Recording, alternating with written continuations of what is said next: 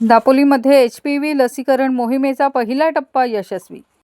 दापोली तालुका आरोग्य अधिकारी कार्यालय दापोली व दशनेमा गुजर युवक संघटना दापोली यांच्या संयुक्त विद्यमाने तसंच उपजिल्हा रुग्णालय दापोली यांच्यामार्फत आयोजित करण्यात आलेल्या HPV लसीकरण मोहिमेचा पहिला टप्पा AG हायस्कूल दापोली येथे उत्साहात व यशस्वीरित्या पार पडला।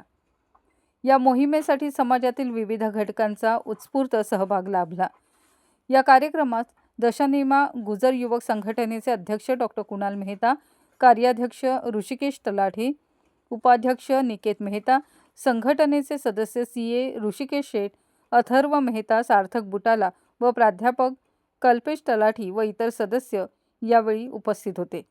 शाळेच्या वतीने मुख्याध्यापक कांबळे सर, महाजन सर व दाभोळे सर यांनी सहकार्य केले।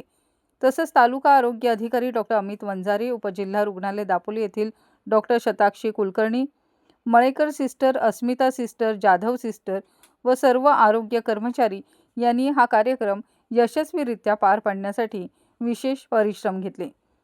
या लसीकरण मोहिमेला मुलींचा प्रचंड प्रतिसाद लाभला असून पुढील टप्प्यांसाठीही अशीच साथ मिळेल असा विश्वास आयोजकांनी व्यक्त केला।